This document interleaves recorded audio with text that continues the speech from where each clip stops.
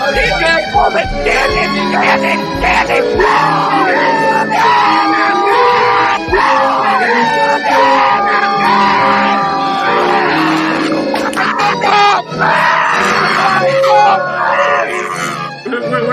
bang, Preston? Come on. I can't breathe. Pub Sports Radio. Come find us in Southtown 101. Subscribe on YouTube and all platforms where podcasts are found. What's up? It's Billy Briz, a.k.a. Akin Bills, joined by my man Brady in Vegas, a.k.a. DFS by the numbers. Brady, how you doing? Doing pretty good. Just checked into my second hotel. Last night was crazy. Got in really late. I think it was like 4 o'clock in the morning Vegas time when I finally went to bed. But yeah, looking forward to this Sunday slate. Looking forward to talking some stacks and some bets with you. Yeah, let's get straight into the injury news. We're going to try to make this as short of an episode as possible since you're on vacation. Odell Beckham will be making his debut. Will Fuller will be making his debut. DeAndre Hopkins is a game-time decision. Darrell Henderson Jr. is a game-time decision. Carson Wentz, game-time decision. Russell Gage and Deontay Johnson are both out for Sunday. T. Higgins and Josh Jacobs are both doubtful. Let's get right into the stacks of the week. Top stack of the week for me is going to be Tampa Bay and the LA Rams. I like me a lot of Matthew Stafford and GPPs. Kind of my mid-range quarterback that I'm going with this week. I think Cooper Kupp is going to be chalky this week, so I kind of like Robert Woods. I like his price tag. Tyler Higbee's there at the tight end position as well. On the Bucs side, we talked about this earlier on Wednesday. Antonio Brown is out with the COVID IR, so that really pops up a guy like Chris Godwin. I feel like he's a little bit too cheap on DraftKings. Rob Gronkowski and sneaky guy for the GPP, Scotty Miller also as well coming out the slot. Looked pretty good last year before Antonio Brown signed to the team. Brady, what is your favorite stack of the week? Yeah, I mean, he kind of took one of my favorites. Like that Rams stack is something I really like this week. You mentioned Stafford has been looking phenomenal, 6,400, and the Rams in general have been looking great, Cooper Kupp and Robert Woods. So I'm with you on that for sure. A stack that I do like is going to be I'm kind of liking the Baltimore stack. So Lamar Jackson is questionable with an illness. You got to expect him to play there. But yeah, I like Lamar Jackson here. I like his rushing yard upside. He's 7,800. You're getting a little bit of savings off of, Patrick Mahomes, Kyler Murray, and Lamar Jackson has 28 rushing attempts this year. And believe it or not, Kyler Murray only has 10 rushing attempts this year for some reason. So you're getting a phenomenal matchup here against Detroit, who has one of the worst defenses in the NFL, the rushing yard upside. And he's been looking, week one was a little bit iffy, but he was able to bounce back week two. And I think this is a week against Detroit where he can very well go off. I like his stacking options at Marquise Brown. Don't really love Mark Andrews, and typically with Lamar Jackson, you don't have to stack him, but that Jackson Brown stack is really sticking out to me with how cheap Brown is at 5,600.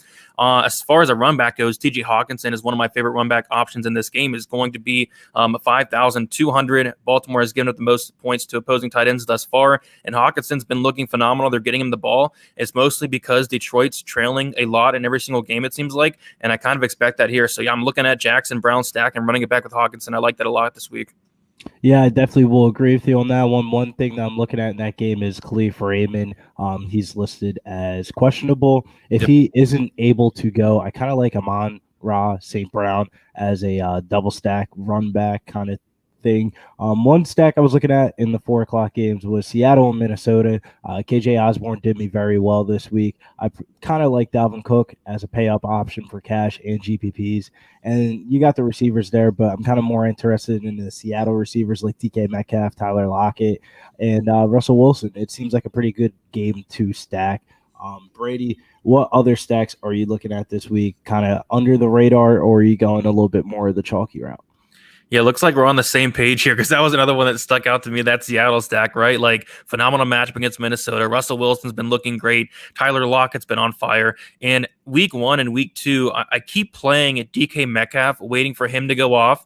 And maybe this is the week to do it. I think he's going to be the lower owned out of the two between him and Lockett. He's 100 cheaper, so I'm more on the Metcalf side, hoping he finally pops off. I think this is a game he could very well do it. On the run back options for that, I'll do like Osborne. Of course, you have guys like Jefferson and Thielen as well. But in terms of another stack that did stick out to me, and I'm not sure, I think it's going to be pretty popular, but it's something that I really do like. And I went with this in single entry, and it's going to be Herbert. and the Chargers. And the reason I like this stack is because it's going against Kansas City. You have a 55-point total. And when it comes to Kansas City, right, it seems like every single game it shoots out. Every single game scores a ton of DraftKings points, whether it's, the team they're playing or the Chiefs themselves. And Herbert, thus far, you take a look at it, and he's not doing overly bad, right? In 19.1 DraftKings points on average. You take a look at what he's been doing, though. 338 yards in week 2, 337 in week 1. What I noticed was he only has 2 touchdowns this year, only 2 touchdowns, 3 interceptions. He has more interceptions than touchdowns. You got to expect that to change here against the Chiefs, who's, giving up a ton of touchdowns, especially in a game like this. So I like Herbert quite a bit. Have not checked ownership yet. I'm going to be checking that tonight or tomorrow, but I really do like Herbert. I like stacking him up with Keenan Allen. Mike Williams has been looking good as well. Even like stacking him up with Eckler. Like Eckler had 9 targets, 9 receptions last week. I think that stack's fine as well. And then you have phenomenal run back options, right? Tyreek Hill is somebody I like as a run back option. Very expensive, but I don't think he'll be as highly owned as he really should after coming off a very poor game last week, only 5.9 DraftKings points. I think this is definitely a game where he can bounce back. And, he's in play every week, but this is a week I'm going to be more focused on Tyreek Hill because I feel like people are going to be off of him after one bad game. And that's typically when I like going after and targeting these guys after a bad game. I think he can bounce back here.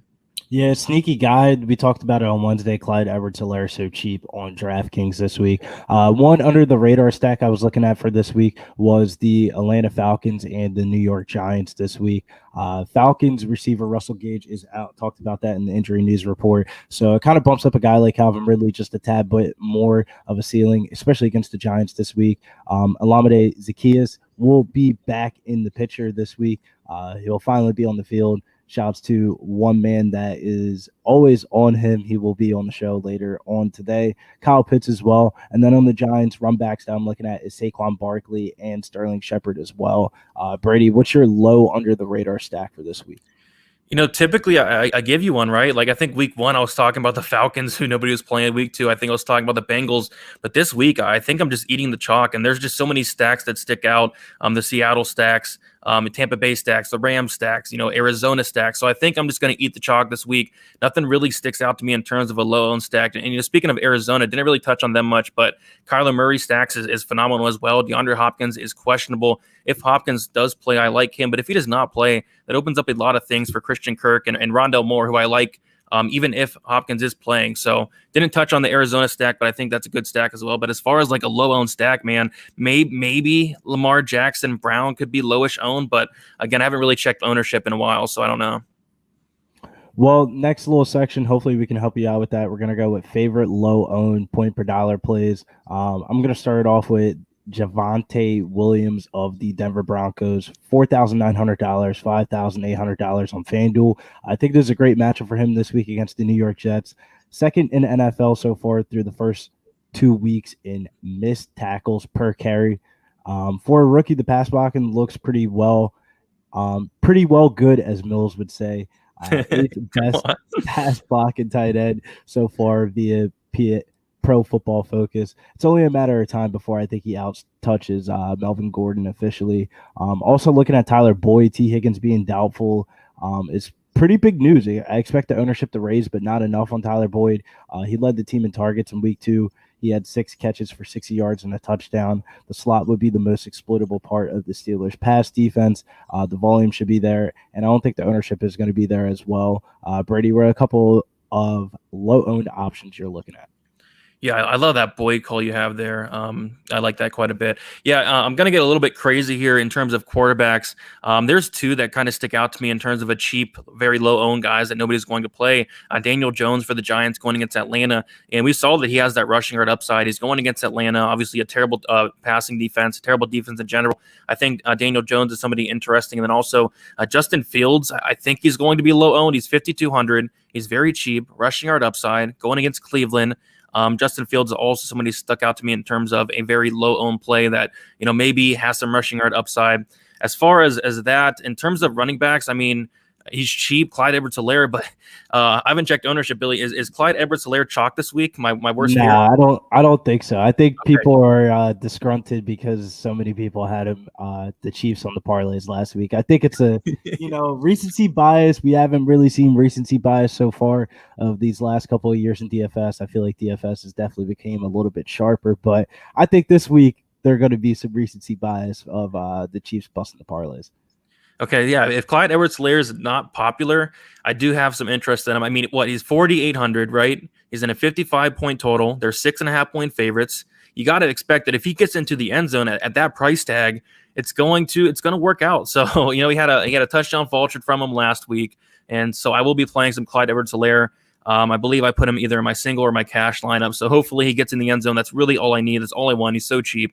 And then in terms of a cheap wide receiver that stuck out, Mecole Hardman, 3,900 on the Chiefs to get you some exposure to that game. And then also KJ Osborne. Not sure about his ownership, but he's very cheap. A guy that I've been playing every week now, and going to continue to play him, especially in a game like this, going against Seattle, 55.5-point total, which is the highest on the slate. And they're using this guy. 15 targets in the first 2 games. He's looking good, and I love the matchup here. So KJ Osborne is a guy I'm liking in terms of a cheap, hopefully low-owned wide receiver.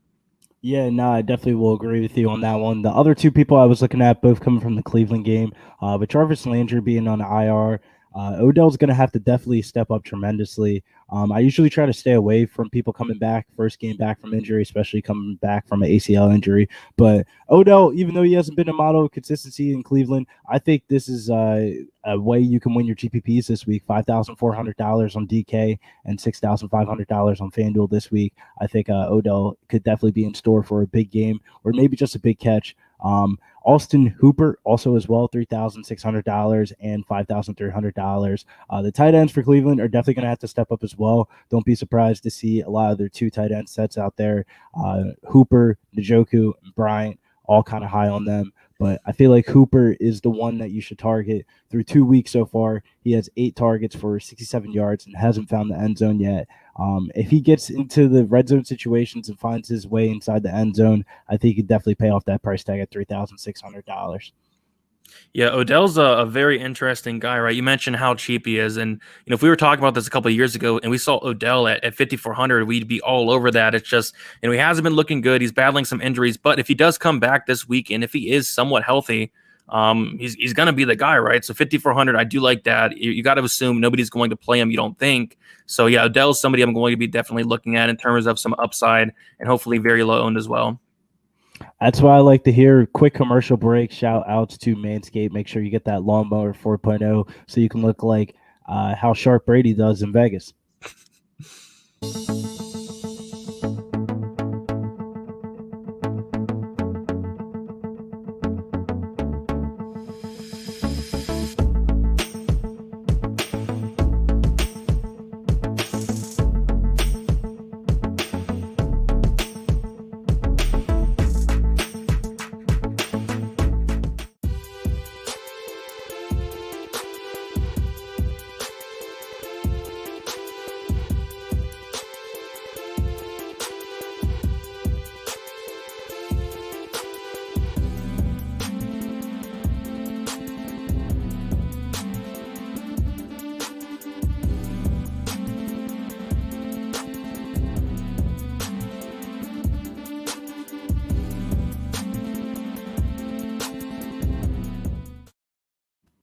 If you haven't already, make sure you hit the like button. This is the PSR Fantasy Live Stacks and Facts Week 3 video. Me and my boy Brady, DFS by the numbers. We are going to bring in a guest.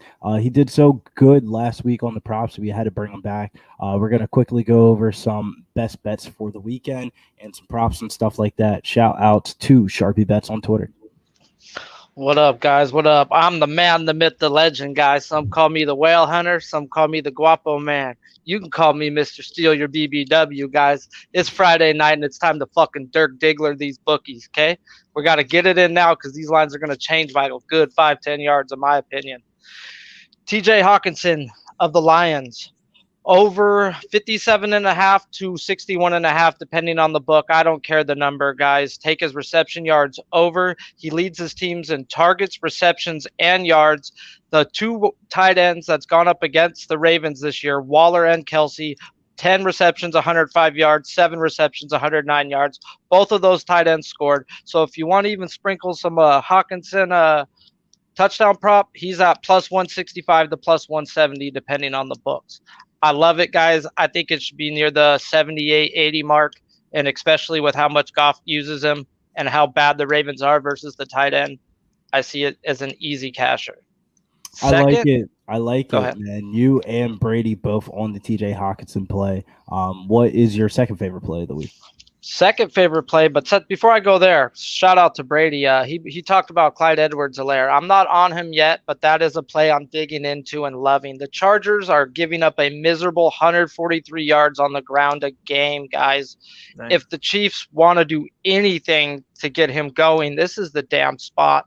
Look what freaking Zeke Elliott did. Pollard looked way better than Zeke, but even Zeke almost had 100 yards last week, guys. So hopefully Andy Reid gives him a little bit of run, but it's at 51.5 right now for Clyde Edwards-Helaire. Next, this game, though, we're going straight into the same game where Edwards-Helaire's at. This is Mike Williams, Chargers receiver, guys. Over 66.5 reception yards, minus 114 on FanDuel. He's topped 80 yards in back-to-back games so far, and he's got double-digit targets, guys, in both freaking games. He's got a touchdown in both games. He's going up against the Kansas City Chiefs, whose starting cornerbacks are 5'10" and 6'1". Mike Williams is a 6'4" machine, and like Brady was saying, Herbert's been throwing for 300-plus yards a game. The Chiefs haven't been stopping nobody. Williams getting double-digit targets, and his prop at a 66.5 doesn't make sense to me, guys. So those are my two best bets for this weekend's card. That's what I like to hear from you, Sharpie. My best bet for the weekend is going to be a side Sunday Night Football. Quick little preview of what I'm looking at for that one. Green Bay Packers plus 3.5. Kyle Shanahan 8-18-1 against the spread as a favorite. 2-7 against the spread in the first game home after a multi-road trip. I kind of like the Green Bay Packers up to plus 3. Definitely will be getting into some props about that one. And for the rest of the weekend, make sure you follow me over on Twitter at Getting Bills. Brady, what is your favorite bet for the weekend? I know you're going to be in Vegas trying to get to the circuit and stuff like that to play some tickets. I know you're going to try to get out of here as quickly as possible to get your UFC bets in. Degenerates will be degenerates. What is your favorite plays of the weekend? Yeah, so Sharpie, I 120% agree with you on the Hawkinson call. I will be on that as well. One that stuck out to me, this is a little weird one, but I think it's the week. Barkley over 62.5 rushing yards going against Atlanta. The matchup is there. He's had 9-10 days of rest. If Barkley does not perform well in this game right here, I have some serious concerns about him going forward. I think this is the week. The matchup's there. He's had some rest. He's been playing snaps regardless, right? Like I think he played about 80% of the snaps last week. The production has not been there, but against Atlanta, you got to expect that he can very well do well. So Barkley over 62.5 rushing yards is one I'm looking at, but yeah, also Hawkinson as well. I'm going to be on that as well. Saquon cashed last week. So if that's any good news for you. There you go. We have a quick question from the chat. It says Rendon Dye. He said, would you trade CMC for Zeke? How do you guys feel about the CMC situation that happened from last night? If you're a fantasy owner, would you try to trade him away for Ezekiel Elliott, or would you hold on to the CMC? Go ahead, Brady. I am a fantasy owner of CMC. And it hurt bad last night, but no, I wouldn't do that. I'd probably just keep CMC because when he is healthy, best running back in terms of DFS or fantasy. I luckily have Chuba Hubbard as well, so that helps a little bit. But I don't think I'd trade him for Zeke. Did they say how long he's going to be out? He's going to be out for 4 to 5 weeks. Shouts to Big Show Picks running things behind backstage for us. Shouts to the chat. That is really it. We're going to get this one. Let me give a real quick, Billy. I had CMC last year, guys, and I held on to him, and they babied him and babied him and babied him. So you might want to look at maybe looking into that. So that's my 2 cents. I don't blame you, especially with them getting the rookie Chuba Hubbard. Even if he does come back, I'd see that being like an 80-20, 70-30 split. Yeah, it sucks, man. I had him last year as well. Waited all year for him and then didn't get to use him. I've had him all 3 years he's played. First year was great. Second year, definitely not. And then third year, here we go again. Sucks. Sounds like my Le'Veon Bell usage, bro. He was so good that you just kept taking him even though he didn't play. And then he sucked. That's how it goes. That's how it goes. Yeah, that's always how it goes. But best of luck to everybody this weekend. We are out. Shouts to everyone that is here. Make sure you hit the like button on your way out. And make sure you hit the bell notification so you get notified for all of our live videos throughout the week and the football video as the foreigners call it for soccer. Comes on around 8 o'clock. Make sure you check it out.